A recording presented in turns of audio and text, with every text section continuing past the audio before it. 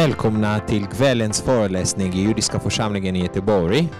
Ikväll kommer vi att lyssna till Dr. Einat Wilf. Hon kommer att prata om hennes bok The War of Return. Jag vill påminna er som finns i lokalen att stänga mobiler. Kvällens i samarbete mellan judiska församlingen och Sverige-Israel vänskapsförbundet i västra Sverige. Och jag hoppas vi kommer att få en trevlig kväll. Jag lämnar mikrofonen till min kollega och vän Jörgen. Varsågod. Tack. Okay, and I'll say welcome in English to our, first of all, to our speaker and attraction today, Dr. Einat Wilf. I'll come back to your introduction, and I'll say welcome to those in the hall here and those on Zoom. I think we have a bit over 30 participants on Zoom right now. What we'll talk about today, I think, is one of the most important, or maybe the most important book on the Israeli-Palestinian conflict and its possible solutions that has been published in many years. Even though for those of us who follow the conflict, and I say this with respect, Dr. Wilf, it's not much new, but you have put it together in a good way. So this seems very important for us, and we'll have a lecture by Dr. Wilf. We'll after that open for questions, and for those of you on Zoom, we'll receive your questions in the chat. And for those of you in the room, if you have questions, you can put them to me in English or Swedish, and I'll repeat them to the camera and to Dr. Wilf. For those of you on Zoom, it's very important you have your microphones off. And as Shachar just said, for us in here, to have our phones off in flight mode. So they're totally shut off, or they could disturb the microphones here. Yes, Dr. Einat Wilf has been a foreign political advisor to then Vice Prime Minister Shimon Peres. She has been on Knesset in 2 terms, first 2 years in 2010 to 11 with the Labour Party, and then from 12 to 13 with the Independence Party with Ehud Barak. Her military career is a little bit intriguing for me. She was in intelligence and as a lieutenant. She is now a Doctor of Philosophy, PhD in Political Science, and I gathered right this day she ended a course on Zionism and anti-Zionism, which is held at Georgetown University, Washington, D.C. Okay, the book and the topic for this evening is this one, The War of Return, How Western Indulgence of the Palestinian Dream Has Obstructed the Path to Peace. Okay, Dr. Wilf, the floor is yours. We're waiting. Thank you, and thank you all for the opportunity to speak to you. Sweden, as you will see, as I will talk, is particularly important on this issue. So I really thank you for being here. So I want to start a bit by giving background on why I even decided to write this book. Together with my co-writer, Adi Schwartz, we have devoted several years to researching and writing and speaking. And the question is, why? I grew up in Israel, in Jerusalem, very much grown up into the social and political circle of the Israeli left, the Israeli labor movement, labor Zionism. And as a young adult, my politics were the politics of the Labor Party, which in the 80s began to shift as a result of both domestic and international changes away from the issue of socialism and into the issue of peace. And that became, in many ways, the leading issue of the Labor Party throughout the end of the 80s and the 90s. And the main message of the Labor Party and of the peace camp at the time was that Israel has a path to peace based on a very simple formula known as land for peace. What was the formula about? The formula basically said that unlike 1948-49, when Israel could not have peace with any of its neighbor countries, all the Arab countries surrounding Israel, which invaded it and failed to defeat it in war, refused to sign a peace agreement with Israel.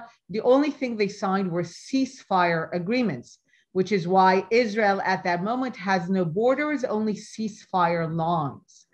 And the reason was that, of course, the message was, we may have lost this particular battle, but the war continues, and therefore it's just a ceasefire, it's not peace.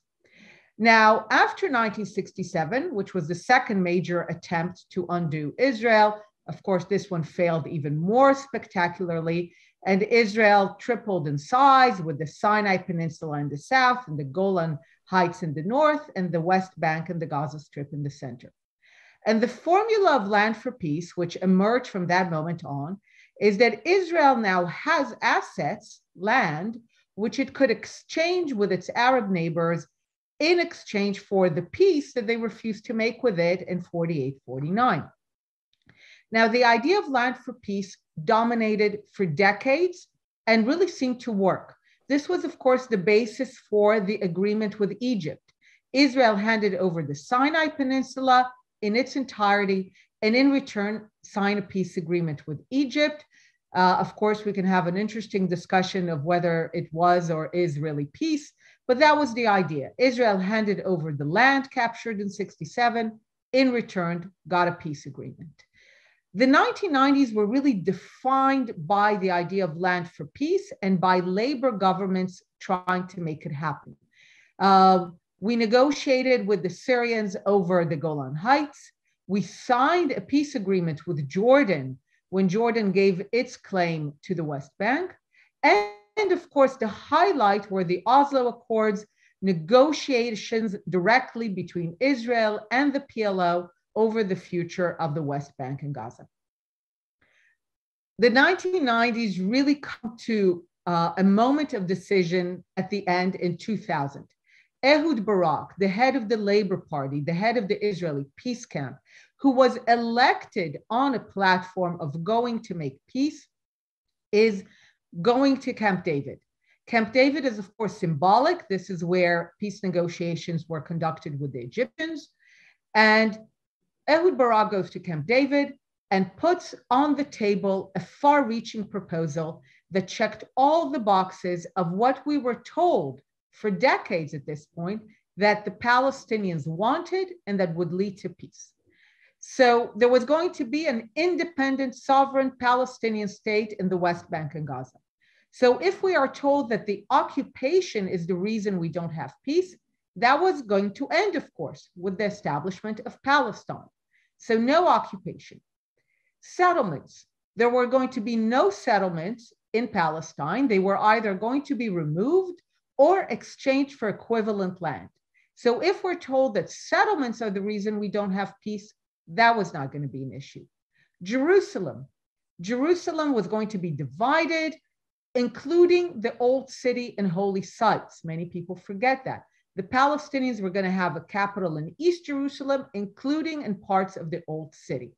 So all the issues that we hear all the time, that they are the reasons we don't have peace, and this is what the Palestinians want, and end to the occupation, an independent state, no settlements, East Jerusalem, holy sites, all of these issues were on the table. All the Palestinians had to do was say yes. What do? They walk away. Arafat walks away in 2000. Later, Abu Mazen walks away from a similar proposal by Ehud Olmert in 2008. They walk away. Not only do they walk away to no criticism from their people. There's no op-ed from any Palestinian saying, are you crazy? Go back to that negotiating table and get us the state, the end of the occupation that we want so dearly. Go do that. Are you insane? No, there's no criticism, which means that by walking away, they were doing what their people wanted, or at least not operating against what their people wanted. And not only do they walk away, what follows is murder and bloodshed and massacre, which was misnamed the Second Intifada. But if I'm sure many of you remember, for me in Israel, this is the darkest time to live in Israel. There was a palpable sense that you are playing Russian roulette with your life merely by going out to have coffee with friends or merely by going on a bus. So Israelis were being massacred in the streets of Tel Aviv, in the hotels of Netanya, restaurants in Haifa, in Beersheba, literally days after the Palestinians could have had their own state, end to the occupation, no settlements, capital in East Jerusalem. So many Israelis, including myself, asked a very simple question. What do they want? What do the Palestinians want? They clearly don't want an independent state. They don't want an end to the occupation. They don't want to finish the settlements. They don't want a capital in East Jerusalem. Or they may want all these things, but there is something that they want much, much more. There is something that is so much more important to them that they're willing to let go of all these other things that they had in their hand. What is that thing that is so much more important to them? And what I realized and my co-writer realized both independently is that the answer was staring us in the face. That the Palestinians were telling us all the time what they wanted. We just didn't listen. And when we did listen, we didn't take it seriously. And what did they want? They've said it. From the river to the sea, from the Jordan River to the Mediterranean Sea, a single Arab Palestinian state with no Jewish state in any borders whatsoever, pre-1967 or not. That's what they wanted. And that's what they've always wanted. And that has always been their top priority. Ernst Bevin, the British foreign minister after World War II, if you know anything about him, he was no friend to the Jews and no friend to Zionism. But he understood the conflict.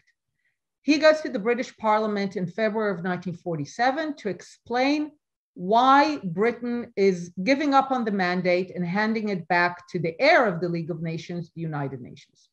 And he says this to the British Parliament: His Majesty's government has come to the conclusion that there's an irreconcilable conflict. So he defines the conflict already in February 47 as irreconcilable. Why? He says, look, there's two people in the land, Jews and Arabs. So there's complete clarity. There's Jews, there's Arabs. Those are the two populations, the two collectives. He says each one has a top priority, what he calls a point of principle. The top priority for the Jews is a state. He says they want a state. For the Arabs, the top priority is for the Jews not to have a state. Now, it's a fascinating formulation of the conflict. He doesn't say, look, the Jews want a state, the Arab want a state, they can't agree how to divide Jerusalem. He says very clearly, the Jews want a state, regardless of the borders, and the Arabs want the Jews not to have a state. This is by definition irreconcilable. This is the one thing you cannot split. You can split the land, you can split the water, you can split resources, but this you cannot split. I define it as a conflict between Jewish Zionism, the Jewish desire to have a state, and Arab anti-Zionism, the Arab insistence that the Jews will not have a state. And that is irreconcilable. And Bevin's formulation has been the best predictor of the behavior of the sides ever since. That's why the Jews said yes to partition and have been repeatedly willing to make peace offers and have negotiations based on partitioning the land. Because for the Jews, the top priority has always been sovereignty, a state, regardless of the borders. And the Arabs and Palestinians repeatedly walk away and go to war because, as far as they're concerned, a Jewish state in any borders is unacceptable. So more than the Palestinians want a state, it's more important for them that the Jews not have a state. Now, for many decades, this was very clear. The Palestine Liberation Organization was established in 1964, before Israel controls the West Bank and Gaza. The Palestine they wanted to liberate was the state of Israel. As long as the Soviet Union existed, Palestinians made it very clear that their purpose is anti-Zionism. Their purpose is to eradicate a sovereign Jewish state in any borders. Until 1967, the main hope that they would achieve it by an all-out war. After 1967, and especially 1973, and the peace agreement with Egypt, they realized that was not going to happen. Then terrorism and economic boycotts became a major means by which to try to achieve it. But the one thing that remained consistent as a foundational idea and demand and dream and hope on how to erase Israel was this thing that the Palestinians called the right of return. Now, in the book, we explain and detail very clearly why this is not a right. So there's no internationally sanctioned legal right for Palestinians, either as individuals or as a collective, to settle inside the state of Israel in breach of its sovereignty. So it's not a right. And it's also by now not even a return. The millions of Palestinians who claim to have this right have never been in Israel, have never lived in Israel, and none of them have ever been its citizens. But the Palestinians believe dearly that they have a right of return, which is, what does it mean for them? They believe that millions of Palestinians, which include the hundreds of thousands that fled in the course of the war that they waged to prevent Israel from being established, that those people and their millions of descendants have a right, in breach of Israeli sovereignty, to settle inside the state of Israel. So not in the West Bank and Gaza, inside the state of Israel. The numbers, of course, are such that should this right be exercised, the state of Israel is transformed by this mechanism into an Arab majority state with a Jewish minority. Now, this idea of the right of return is the most fundamental to Palestinian identity. There is nothing more important in Palestinian identity than their notion that they are permanent refugees, deserving a right of return to a land which was illegally and unjustly stolen from them. That is foundational to their identity. And in the book, we also detail how that identity focused on return and revenge and perpetual refugeehood really was forged in the 1960s in the UNRWA refugee camps and the schools. Now, this is the most important thing for Palestinians. It's more important for them than having a state. And this is the mechanism by which they still hope to undo the shameful defeat from their perspective of 1948. They still hope to undo the state of Israel through this mechanism. And this is why it is by far the most important to them. Now, when I say that we didn't take them seriously, even when we did listen to them, is I've met with numerous Western diplomats and journalists, including Swedish ones, who belong to the countries that fund UNRWA. UNRWA is the UN still temporary agency that was established in the wake of the war, mostly to settle and resettle the Arab refugees, most of whom were in the West Bank, Gaza, and Jordan. Now, contrary to the myth that it's the leaders who were the problem, it's the Arab refugees themselves who refuse to settle or resettle because they want the war to continue. They refuse to accept the outcomes of the war.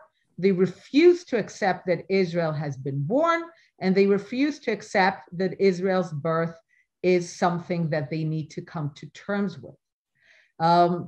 And as a result, they demand and ultimately are able to get from the international community the continuation of UNRWA forever in order to continuously remain unsettled refugees generation after generation who will one day get returned. This means that even in the 90s, when Palestinians said that they support a two-state solution, and even today some say that, the only two-state solution they imagined was an Arab state in the West Bank and Gaza and another Arab state to replace Israel through this mechanism of return. There has not yet been to date any Palestinian leader or any Palestinian movement or any Palestinian of note whose vision for peace is a Jewish state next to an Arab state, as envisioned by the United Nations. The vision has always been and remains from the river to the sea. They say Palestine will be free, and I add in parentheses of Jews. Now, Western diplomats, and many, including some in the Israeli peace camp, believe that the Palestinians are not serious. I've introduced a word for that in the book. I call it Westplaining. Westplaining, just like mansplaining, is the phenomena where someone actually tells you what you really think or what you really mean. So to the Palestinians' credit, they've been very clear and very consistent throughout their history. But the West is Westplaining the Palestinian and saying things like, they're not serious, they know it's not going to happen, it's only a bargaining chip. Now, the idea that the right of return is a bargaining chip could have been legitimate in the 1990s, saying, okay, the day that the Palestinians will have a serious proposal on the table, they will exchange the right of return, again, which is not a right, for a sovereign state. But this is not a legitimate worldview now, because we now know that Palestinians have chosen to do the exact opposite. Rather than bargain the right of return in order to get a state, they've bargained away a state several times in order to keep fighting for return.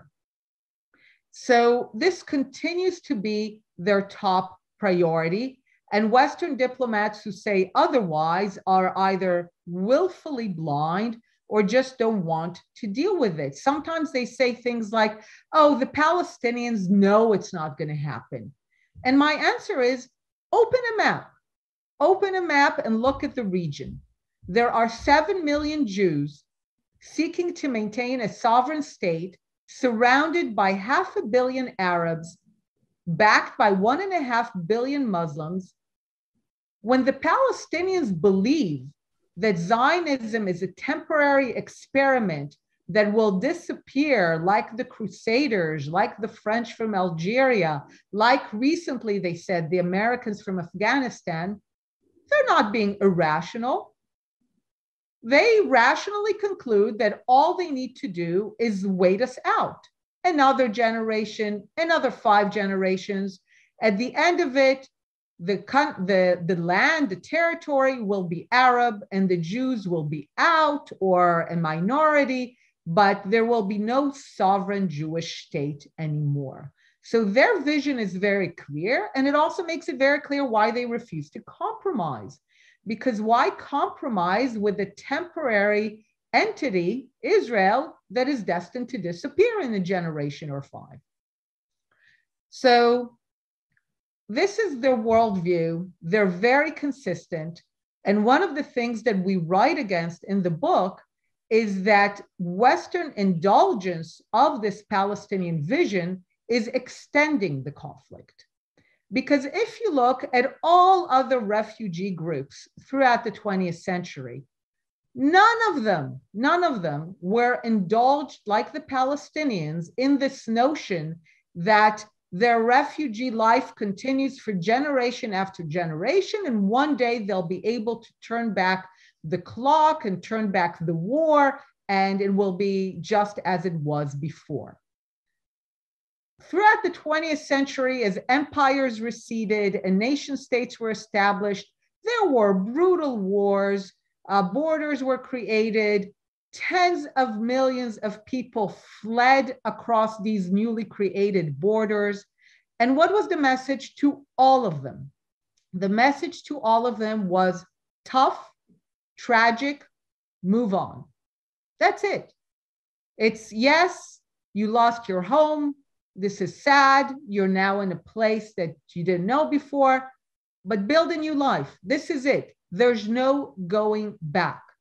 And the reason that the message has been there's no going back is that it was understood that if the message is there is going back, then this would be a recipe for perpetual war.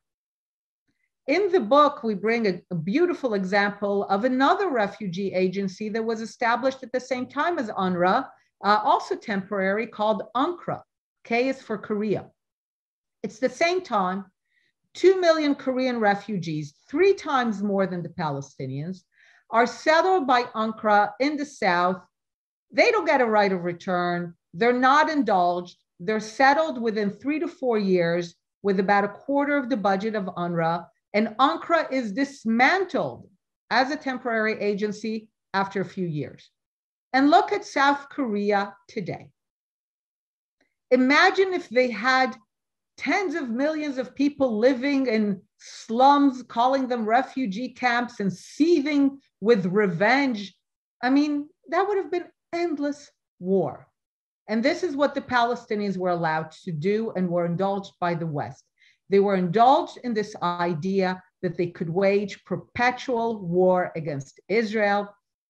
And unfortunately, Sweden is one of the top supporters and funders of UNRWA, which literally extends the conflict for more generations. Rather than forcing the Palestinians to reckon with the fact that the war of 1948 is over, and therefore they need to move on and develop a vision of statehood whereby they can have a state next to Israel, but not instead of Israel, rather than forcing the Palestinians to go through the same painful process that tens of millions of refugees around the world had to do, they are being indulged generation after generation to keep the war alive. And in the book, we have a simple line that says, for there to be peace, the war must end. Basic, right? We cannot make peace until it's obvious that the war has ended. As long as there is one side that in their mind continues to live the war and engage in the war and hope for victory, then of course they're not going to sign any peace agreement. Of course they're not going to compromise. They're going to keep fighting. And as a result, our message in the book is, if we are ever to get to peace, this process of getting the Palestinians to come to terms that the war of 1948 is over, that there's no looking back, that they can build their own state next to Israel, but not instead of it. This is the process that has to begin. To that end, UNRWA has to be dismantled. The Palestinians need to hear from their friends that they're not refugees, and that they need to move on. Those are not pleasant messages, but those are the messages that need to be given if we are ever to have peace. Thank you. Thank you. I think Dr. Wilf deserves an applause, but we're not enough. Thank you. And to those of you who listen, you can prepare your questions if you want to write on Zoom in the chat window. I'll pick them up. I'll start with one question. I said in the introduction, Dr. Wilf, that in fact you didn't really, for me, say much new, because the Palestinians have said this all the time. So my question is, how is it that the Western world and also many Israelis have refused to hear? Why didn't we hear what they said? So you're right that one of the most interesting aspects of the book was how Palestinians responded to it. Palestinians, for example, would be very angry about the recommendations in the book, about the claim that they have no right of return, but none of them denied the central thesis of the book, that this is the most important thing. And in many ways, the Palestinian reviews of the book could be summarized as, duh, you know, what took you so long? We've been saying it all the time. You know, how is it not obvious to you that this is our top priority? And I think the reason, I mean, there are several reasons, but I think one of the main reasons is that if we accept that, then the implications of what we need to do are unpleasant. And, you know, I've written a lot of books in different fields on education and the Israeli electoral system. And at one point I tried to think, this is a very kind of weird range of topics. Is there something that connects them? And I realized that all my books have the same message, which is there are no shortcuts. And it's not a pleasant message. Throughout life, we hope for shortcuts. Land for Peace was incredibly attractive because it was simple and it was short. The process of signing a peace agreement and handing over land, it's a very short process once you decide it. So this was very attractive. What I'm saying are things that take a long time. In the book, for example, we compare the situation to the German refugees. I'm sure you know a bit of the story. After Germany already signs an unconditional surrender, so the war is over. Germany has surrendered. Germany is occupied. So there's no question, it's not a ceasefire, right? It's complete unconditional surrender. After the war, 14 million Germans, ethnic Germans, are expelled, forcefully expelled from what becomes Western Poland and Czechoslovakia, the Sudeten. This is not in the course of war. The Palestinian refugees, they fled in war. Towards the end, some of them were expelled, but it was in war as a result of military processes. This is after the war, after surrender, and 14 million ethnic Germans are brutally expelled. And in the book, we include some of the brutal descriptions so that people kind of really get a sense what it was. Now, do the Germans want the territory back? Yes. Do they want to return to their homes? Of course. They even have a name for it. They call it Heimkehr, kind of the German right of return. Are they indulged? No, of course not. No one in the world imagines indulging those German refugees in the idea of return. Now, no one indulges them. The war is over. They surrendered. And it still takes an entire generation for a Willy Brandt to emerge and to sign an agreement with Poland that recognizes the border, and for Willy Brandt to give a speech to the German refugees and to tell them it's over. We are never going to get those lands back. They have been gambled away a long time ago. We need to look to the future. In the book, we bring Willy Brandt's speech and we say, just do a cut and paste for a Palestinian leader, and then we know that the war is over and that we can have peace. But it took a whole generation from the moment that the Germans surrendered, that the West refused to indulge any notion of return until they finally accepted it. So this is a really tough process. The world has to mobilize to tell the Palestinians some really tough things. And nobody wants to do that, especially when the Palestinians have cultivated this image of the underdog, which of course they're not, but they've cultivated that image, and people always feel like Sweden, when it's funding UNRWA, that this is all humanitarian and it's just helping them, when it's exactly the contrary. So I think a lot of it has to do about running away from dealing with the consequences and having to do a lot of unpleasant things. Part of it, I think, especially in the West, has to do a bit with some neo-colonial attitude, which never lets the people speak for themselves. So the Palestinians speak very clearly, but somehow people think they can speak over them and they can explain them away.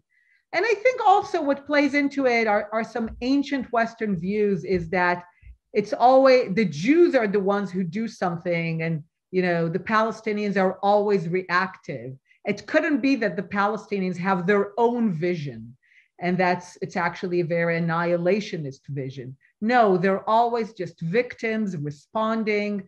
So I think a lot of things come together, but for me, I believe the primary one is that no one wants to do the hard work, because my argument is that to get to peace, we need nothing less than the transformation of the Palestinian identity. The Palestinian ethos, what it means to be a Palestinian, has to change. This is not something small. This is not something marginal. Now, again, these transformations have happened in history, which is why I call myself a long-term optimist. But they haven't happened without real effort and pressure. And the Palestinians are not going to go through this process until they absolutely feel that they have no choice. Okay. And on the personal level, I still see no hands here, so I'll put one more question to you, and we'll see in the chat as well. On the personal level, I gather you grew up with the idea of the two-state solution. Is that idea still a relevant idea? For me, it very much is, in the sense that, as Reva noted, there are Jews in the land and there are Arabs. And I know that there are Jews who say that Palestinians are not a people.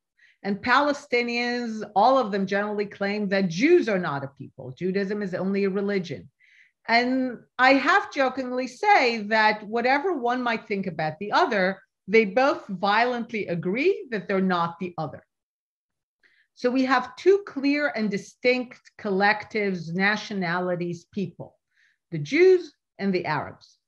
I think they would benefit most from living in a political entity where they both enjoy overwhelming, solid majorities.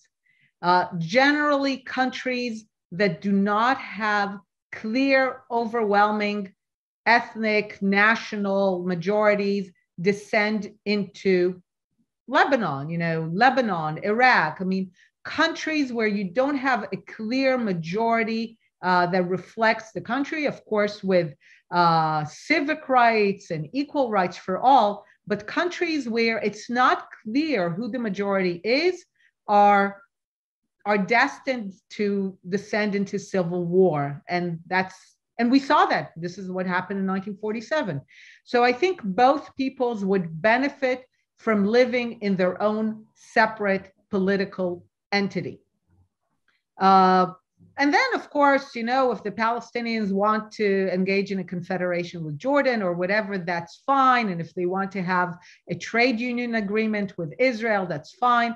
But I do think that for the good of the Jews and for the good of the Palestinians, they would both benefit in living in their own separate political entity, which means that the land will have to be divided. And like I said, the land can be divided, the resources can be divided, the airspace can be divided. What cannot be divided is Zionism and anti-Zionism. The conflict has to end on the side of one of them clearly. So either Arab anti-Zionism wins and Israel disappears violently through return, through Jews basically fleeing, I don't know. And then this conflict is over. You might have other ones, but this one is over. Or Arab anti-Zionism is defeated in the sense that it no longer seeks to try to eradicate Israel and accepts Israel as a legitimate presence in the region. Those are the only two ways by which the conflict ends. That's the one thing that you cannot divide. And once that happens, then you can have two states and you can discuss the details of how the border will be and the economic arrangements. But first, you need to end the conflict. You need to end the underlying conflict. And I have to say, these days, my greater source of hope for that is actually the Arab world, not the West. You're seeing more and more voices in the Arab world, especially coming from the Gulf. We see it in the Abraham Accords that are basically saying, enough, we're done. We're done with mobilizing the resources of our countries to the idea of no Israel. It's just not worth it. And if anything, we're actually embracing Israel, which is why the Abraham Accords are much warmer than the peace we had with Egypt and Jordan. We're embracing Israel, we're embracing Jewish life, and we're even embracing Zionism, which is why the Accords are called Abraham, because there's no better single word to reflect a change than to say Abraham, because the dominant narrative in the Arab world for decades, and still is that Israel is a foreign entity, settler, colonialist, imperialist, but basically foreign. And because it's foreign, then it's temporary, because foreigners are destined to be thrown out. So this is the dominant narrative. Now, if you suddenly sign an agreement with Israel called Abraham, well, Abraham is acknowledged by the Muslims as the joint father also of the Jews. It really brings up the idea that Islam accepts all three scriptures. It's an Arab and Islamic way of saying you belong here. You Jews are not foreigners in the region. You have a history here. This is your land too, and we embrace you. So these days, if I want hope, I do it more by speaking to Emiratis than by speaking to the Westerners. Okay. I'll look around. Any questions in the room? I don't see any arms. Okay. And I don't see any on Zoom, so I'll give the word to Shahar. Thank you very much. First of all, thank you very much for interested book and interested lecture. For me, you made it for me very clearly that we have to change the conflict from zero-sum game to non-zero-sum game, and I hope the world are going to understand it. But my question to you is more about the Arabs, Israels. After the last round of violence, we saw in Israel that Israel citizens that has been living in Israel for the last 75 years, and I know it's not perfect situation, but they live quite good life in Israel. But in the last conflict, they made it very clearly, not all of them, but a lot of them, that they take the Palestinian side. What are your thoughts about the Arabs, Israeli citizens in Israel, and what is their role in the future solving of this conflict? So as with many things, we see some contradictory trends. First of all, of course, who are Israel's Arab citizens? Israel's Arab citizens, we need to remember, are literally people who, until the day that Israel was established, were very much hoping that this was not going to happen. And many of them were actually physically fighting in order to prevent the state of Israel from being established. So Israel's Arab citizens are people who wake up one morning in a state that they never wanted to exist. And and for which they actually fought very hard to prevent that it exists. And now they're the citizens of that state that they never wanted. What are they going to do? And from that moment on, you have two trends that have persisted to this day. One trend basically says, a bit like the Palestinians, this is not over. As long as we're in the state of Israel, our goal will be to make sure that the state of Israel is not Jewish. So our goal will be anti-Zionist. And you see it in a lot of the declarations and papers that come from various Israeli Arab organizations, demanding the changing of the flag of Israel, demanding the changing of the anthem, and a lot of course, demanding the change of Israel's immigration law that opens the door to every Jew in the world, basically saying we can only live in this country, which we never wanted to exist, if it has nothing that says that it's Jewish. Obviously, this is a worldview to which the Jewish majority in Israel has no sympathy. Then you have another trend, and sometimes it's the same person. A person might be torn, that says, okay, we didn't want this country. We didn't fight for it. In many ways, we fought against it, but it's a good enough state. Like you said, we're equal citizens. Our life here is decent. And we just want to fight for issues that are classic minority issues. We want to make sure that we get our fair share of the pie, and we feel that we belong here, that our civic equality in law translates to a real sense of belonging and fairness. This is a worldview with which the Jewish majority has tremendous sympathy and has led, of course, as you mentioned, to tremendous strides. But both ideas continue to exist. And in certain times, we see violent flare-ups that remind us that in many ways, even within the state of Israel, the war of 1948 is not over. And there are still Arab citizens in the state of Israel who view the whole idea of a sovereign Jewish state as something that is foundationally unjust and illegitimate, and sometimes it also leads to violent flare-ups. But on the other side, we also have amazing developments. You have more and more Arabs who view themselves as Israelis, who identify with Israel, who are volunteering for the Israeli Defense Forces, who are serving as Israel's ambassadors. And again, the Abraham Accords are playing a very important role in trying to make that voice more dominant, in giving more room to that sentiment. But both sentiments continue to exist, and they reflect the fact that even within Israel, the underlying conflict is still about whether there is an Arab willingness to accept the legitimacy of Jewish sovereignty. Okay, thank you. There is a comment from our internet participants about the peace treaty, the Abraham Accords with the Gulf state, that it was bought with the sale of American jet fighters, indicating more or less, I guess, it's not serious. But you think this is, the Abraham Accords is a new trend, that it's serious, that it gives us some hope? Even more than that, I would say it's transformational. Now, this comment is very typical. I'm now living a little bit in Washington. You see it also here. When the Abraham Accords were signed about a year and a half ago, there seemed to be almost a concerted effort to minimize them. I think some of it, of course, had to do with people just not willing to acknowledge that Trump and Netanyahu might have done something right.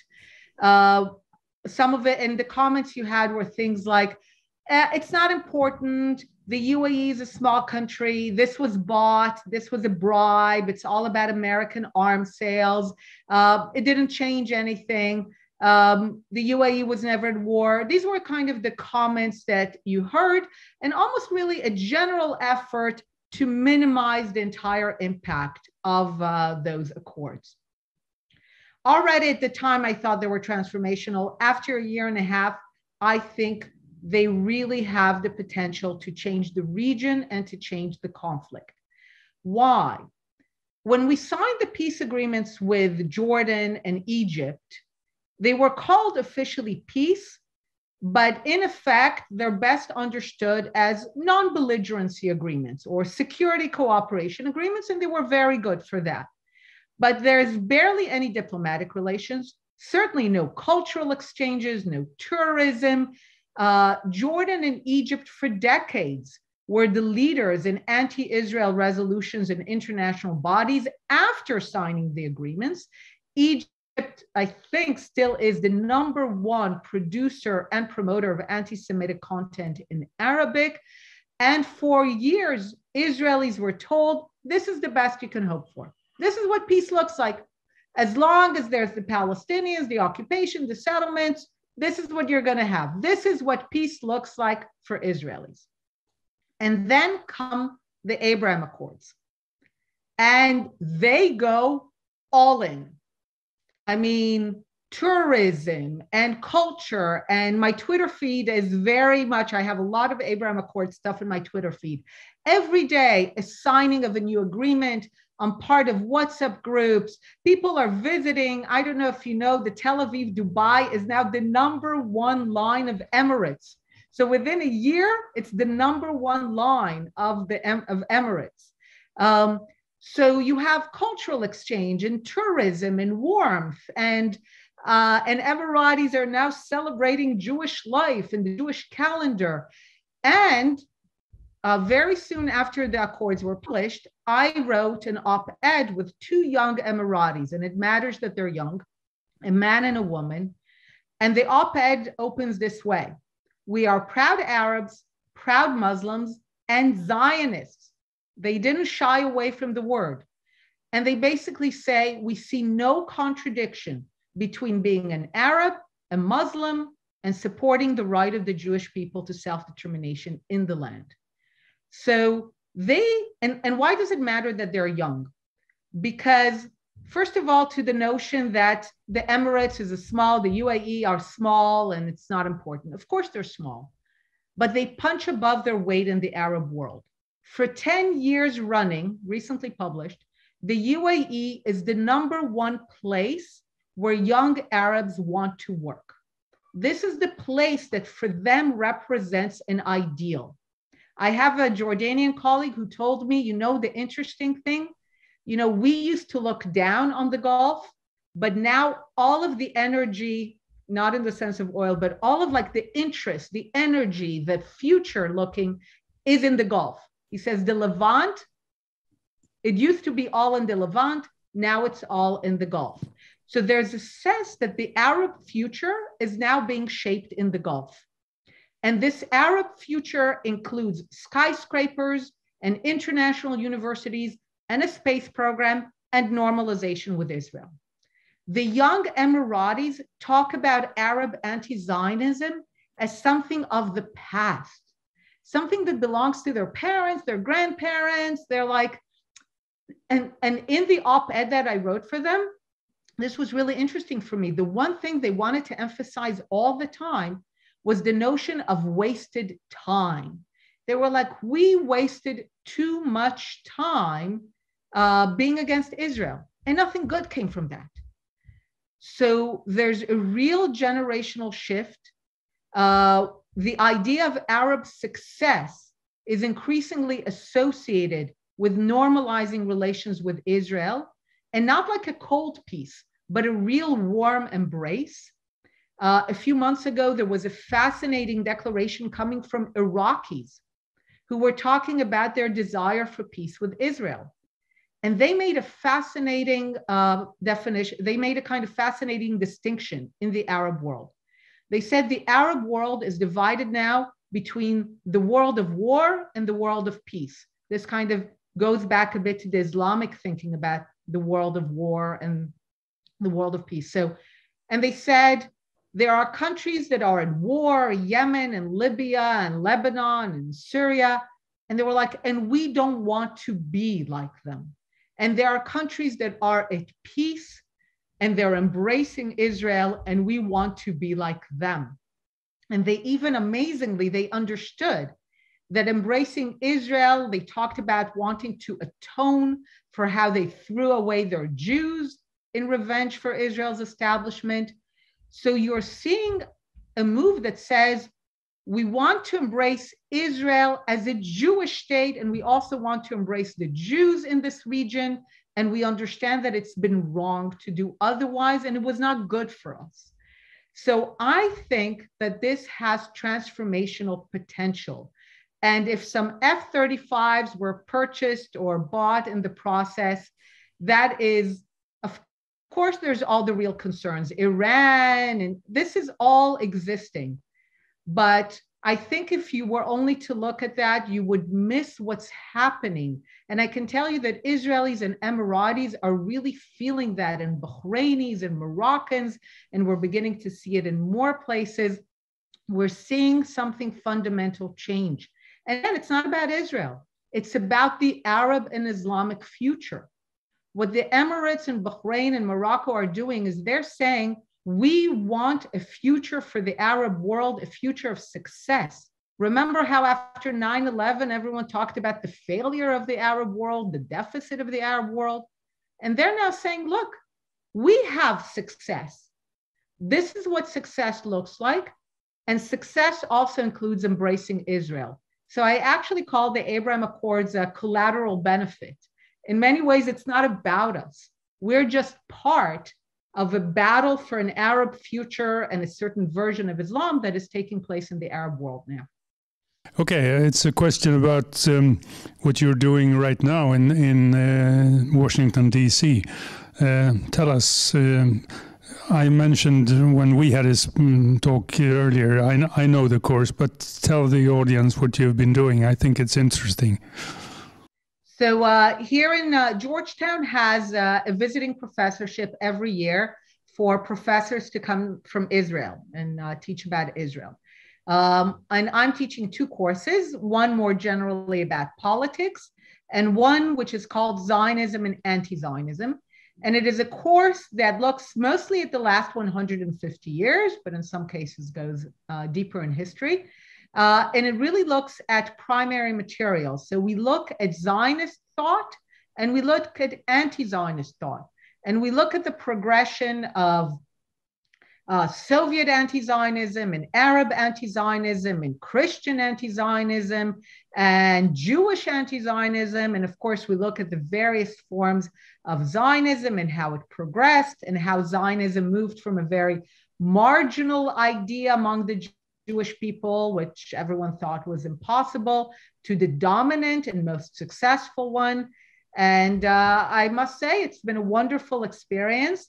I am looking for an opportunity at one point to turn this into a digital course so that people can take it more broadly. But it's been great.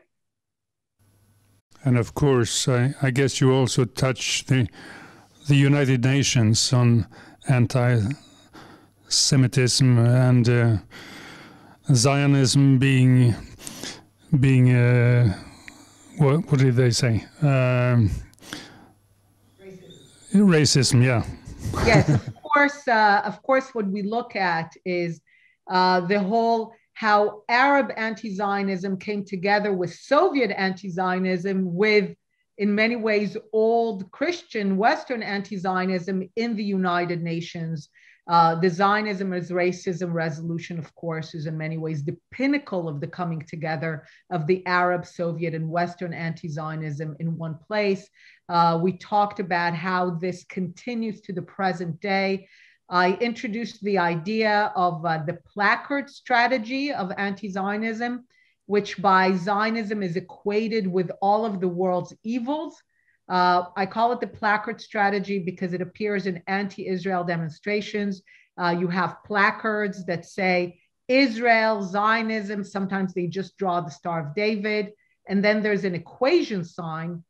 And on the other side of the equation are a lot of words, all of which share the notion that most people consider them evil. So Zionism equals racism, apartheid, colonialism, genocide, Nazism, recently in America, white supremacy. So every time this equation gets updated, depending on what any person thinks is evil. And the idea, of course, is to create in people's minds the equation of Zionism, Israel, and the Star of David with evil. And of course, that goes back to very ancient themes, but it also creates a very dangerous possibility for the future, because if you equate something with evil, you're also saying that that evil needs to be eradicated or annihilated. So of course, we also went through all of that. I told my students at the end of the class that I think they now belong to a very small group of people in the world who really know well the history of both Zionism and anti-Zionism. That question produced a question on the internet. Is there any hope that the United Nations will get a majority for Israel when they vote? So again, the only hope we have is, it's not the only hope, but the biggest hope we have is, of course, coming from the Arab world.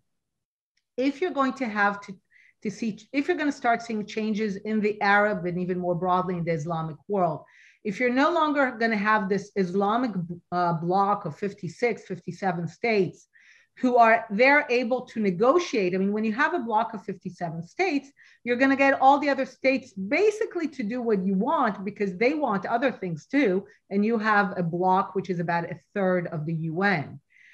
But there's also some interesting changes happening in Africa. Evangelical Christianity is rising in South America.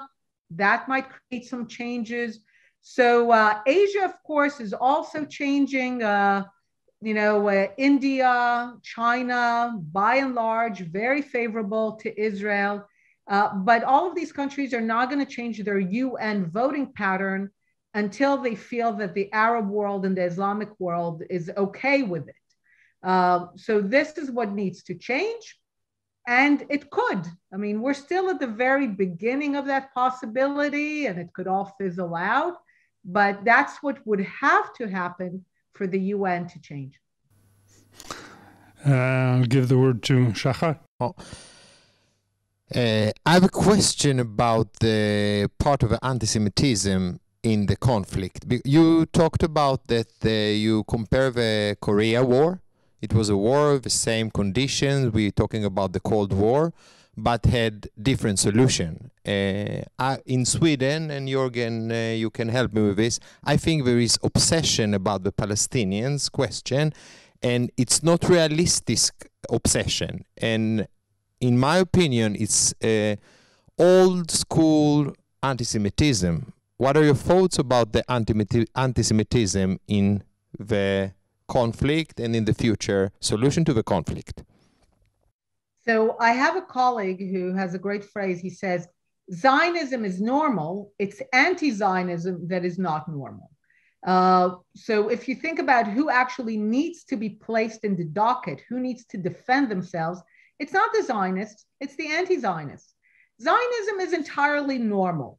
A movement of a people with a shared history who are rising in the 19th century to demand self-determination in an era of this, receding empires, totally normal. Slovakia, Slovenia, Poland, Ukraine, there's nothing special about Zionism as a movement of liberation and self-determination of a people in an era of receding empires.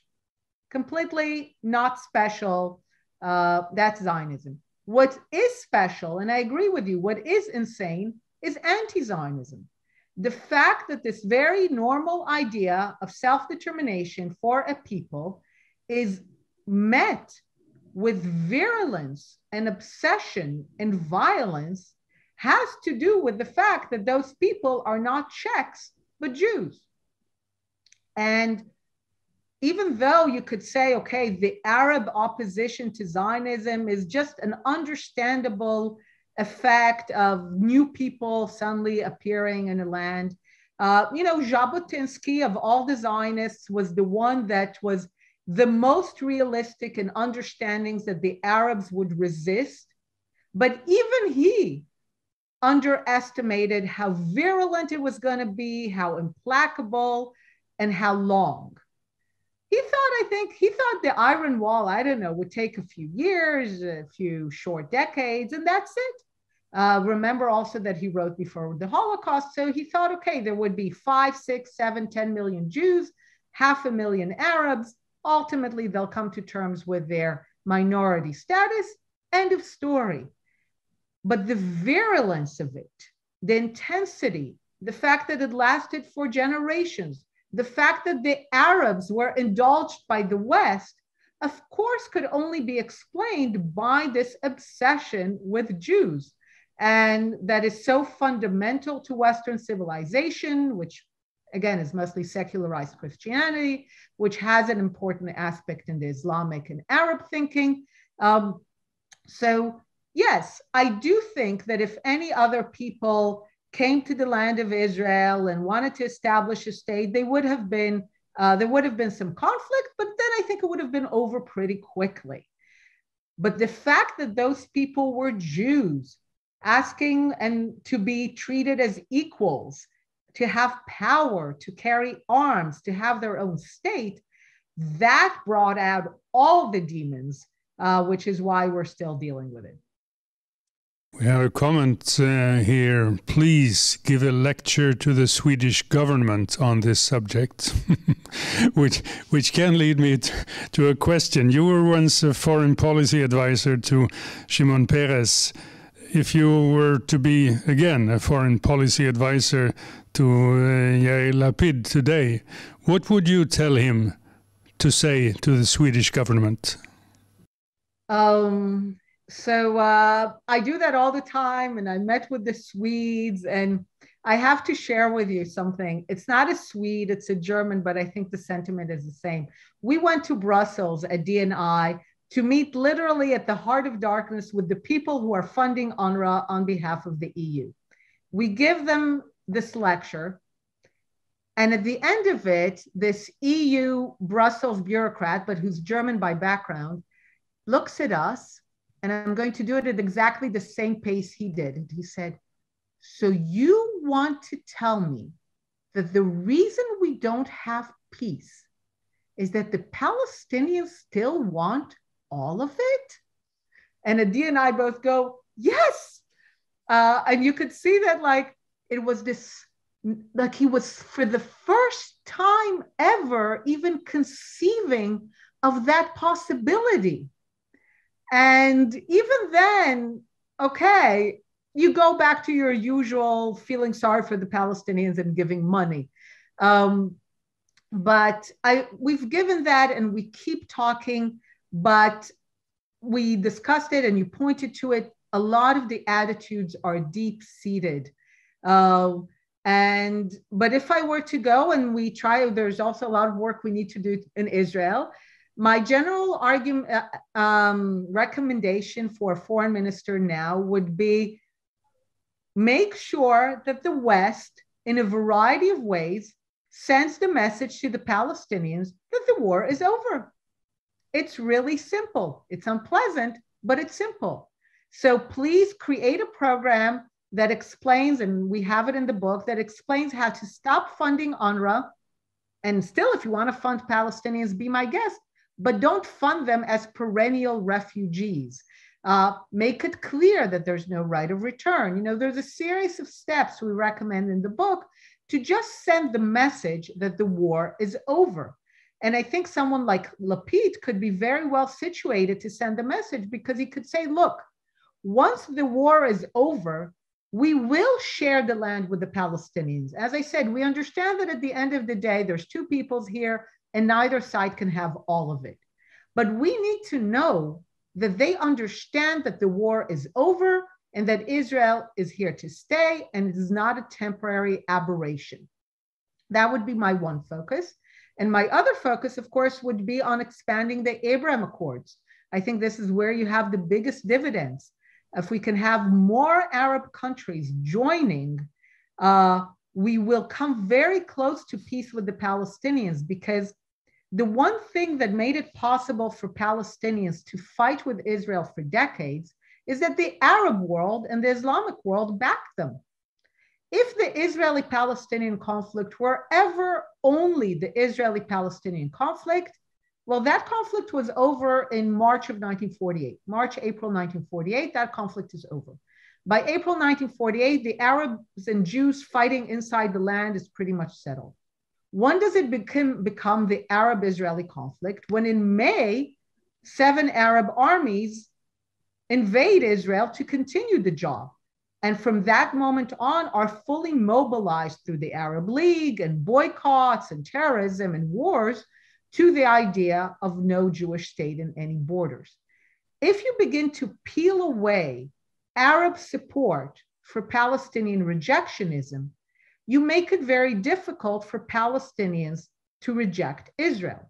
The tragedy, of course, is that at the moment that the Arab world is slowly moving away from the blank check that it has given Palestinians for so many decades to reject Israel, you have Western anti-Zionists emerging to replace them and to basically tell Palestinians, no, keep fighting, keep fighting. It's about justice, it's about rights, it's all yours, you deserve it, you have the right of return. And of course, the reason that I'm angry about Western anti-Zionists and the policies of a government such as Sweden is that at the end of the day, Sweden doesn't pay the price. We pay the price. We pay the price in another generation of conflict. Rather than telling the Palestinians to end the war, Sweden and other Westerners are basically funding continued war. And we pay the price for it, not Sweden. So this is what I would do. I would make it very clear to the West that they need to stop indulging the Palestinians because we pay the price. And I would do everything possible to expand the Abraham Accords so that the Palestinians understand that they have no choice. They're alone. And as I said, they have to come to terms that the world will support them if they want to establish a state next to Israel, but that they're not going to get support if their goal continues to be to establish a state instead of Israel. There is also another comment saying that Sweden supports UNRWA, which is anti-Zionist and anti-Semitic. What shall we do to change this attitude? But I know, since I read the book, your agenda is not to reform UNRWA, it's to dismantle UNRWA. Yeah, there's no way to reform UNRWA. I know there's a lot of people going around and saying, the books, let's change the books, or let's get more accountability. Or I love, especially when we meet with people in the EU, they tell us, no, they have more transparent bookkeeping right now and they're more efficient. And I'm like, I don't want an organization devoted to seeing me disappear, become more efficient and have more transparent bookkeeping. That's seriously not what troubles me. And even on the books. So the books don't matter. If you know anything about education, education is about the community. It's not about the books. So let's say tomorrow, UNRWA has Israel's books, okay? The Israeli books become UNRWA books. What do you think is going to happen? The people who teach at UNRWA, who are all refugees too, of course, none of them are refugees, they didn't, but who think they're refugees, those are the teachers, right? UNRWA is a Palestinian organization with an UNRWA name. By the way, that's also interesting. In the book, we show that UNRWA was initially going to be called REWA, relief, something. It's the Arabs who insisted that it be called UNRWA because they knew that there is a value to the UN letters as legitimacy. It makes a difference. So you have all these but it's a Palestinian organization with a UN name. So you have all these Palestinian teachers who deeply believe in the ethos of return and revenge. And what will they do the day you give them the Israeli Zionist books? They're going to enter the classroom They're going to tell the students, hello, students, please close the books and put them aside. And we're going to tell you about the beautiful orange tree that existed in my great-grandfather's house, which was taken from us by the evil Zionists. And you children, your job will be to one day take that back. That's what's going to happen, because it's the ethos of a people. And it doesn't matter what the books say, because for them, UNRWA is a mechanism of perpetuating this ethos. And just so we understand, when President Trump did the right thing and defunded UNRWA, basically said we're out. He did not do the right thing, but leaving it at that, he could have continued and hopefully gotten more countries to join and make it more permanent. But he defunded UNRWA. What did the Palestinians say? Oh no, how are we going to pay the teachers? They said, the American president is trying to take away our right of return. As far as the Palestinians are concerned, Swedish funding for UNRWA means that Sweden supports their idea that they have a right of return. And I think the Palestinians are right. And all the Western diplomats who are telling me, no, that's not what we mean when we give money. And the issue of refugees has to be negotiated and we don't want to prejudice and blah, blah, blah. No, the Palestinians are right. If you give an organization money for over 70 years, and the organization is devoted generation after generation to creating refugees who believe they have a right of return, then you can't say that the money is not a political statement. And these are the messages we try to bring, to expose UNRWA as a political mechanism for continuing the war of 1948, and to show that by giving it money, basically Sweden and other countries are feeding into the Palestinian belief that the world is with them in wanting to see Israel disappear. It's about the end of your book, when you imagine when we dismantle UNRWA, Sweden and other countries could give their money for humanitarian aid to pay the Palestinian Authority, for example, for the Palestinians living there, and to other agencies. And the question is, I mean, if there is corruption within UNRWA, there is even more corruption within the Palestinian Authority, probably. So isn't it a bit naive to believe that that could work? So first, let's start. UNRWA is not humanitarian. UNRWA is the social welfare network of the Palestinians. It provides the education system and the healthcare system for Palestinians. It's not, when you say humanitarian, people think like humanitarian relief. We're running to the scene and we're helping people in dire need. No, this is the regular, non-emergency, non-humanitarian funding of schools and health clinics, like you do in every country. Now, if Sweden wants to fund the social welfare system of Palestinians, that's fine. I'm sure, by the way, a lot of countries would love Sweden to fund their social welfare systems. You're very good at that. So let's say Sweden really wants to fund the social welfare system of the Palestinians. We're basically telling them how to do that. Give it to the government of Jordan. 2.2 million Palestinians who are registered with UNRWA. By the way, 82% of them don't live in the refugee neighborhoods. They're not camps anymore. Many of them are middle class. Some of them are wealthy businessmen. But anyway, give it to the government of Jordan. The government of Jordan is already perfectly capable of providing healthcare and schooling to its citizens. All the refugees in Jordan are citizens. Again, shows you the entire absurdity. Maybe here I'll open a parenthesis. The Palestinian refugee issue is huge in terms of the Palestinian ethos and mindset. But the Palestinian refugee issue is incredibly small in terms of the actual problems. So when you say humanitarian, there's actually not a big problem.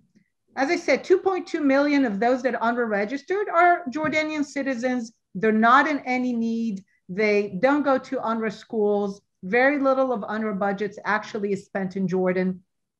And the only reason that Jordan keeps this whole thing alive is because a Palestinian extremist murdered the king of Jordan in the 50s because he was willing to make peace with Israel and not demand return.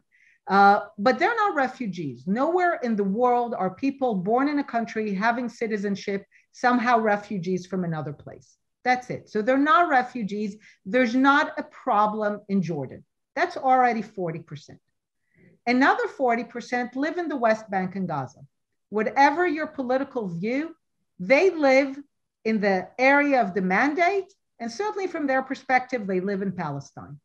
Almost all of them were born in the West Bank and Gaza, never displaced by war. They don't need resettlement. Like, it's not as if you need to take them and resettle them somewhere. Where they are is where they're going to stay. Another 1 million, about 20%, are registered in Lebanon and Syria. We know from recent data that most of them have left.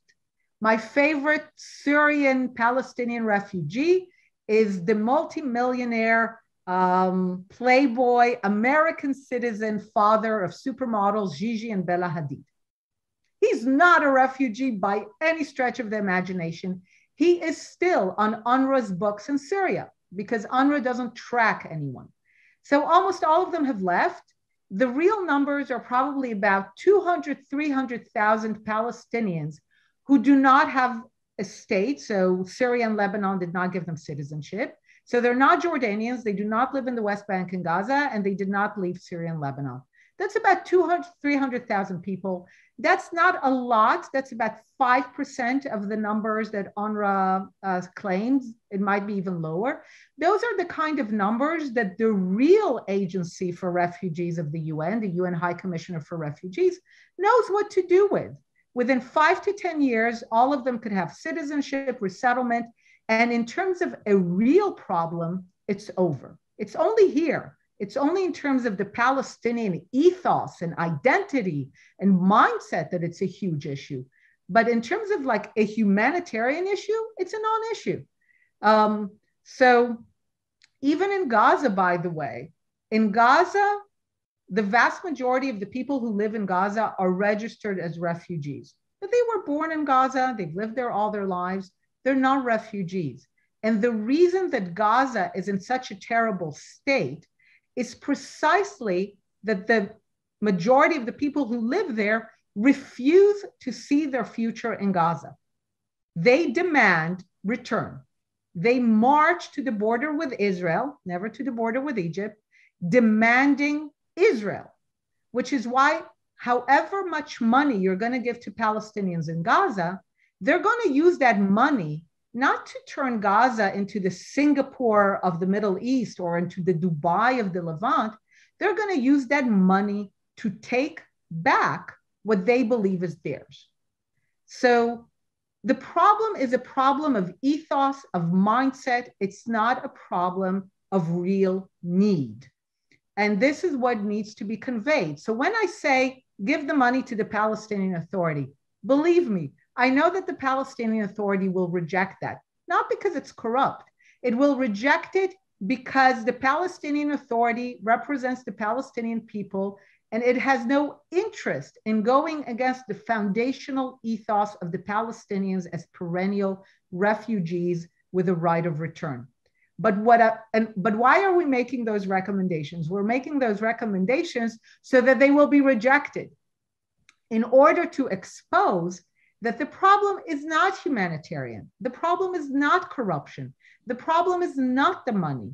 The money is needed as a symbol of the West's political support for the Palestinian continuing war to undo 1948.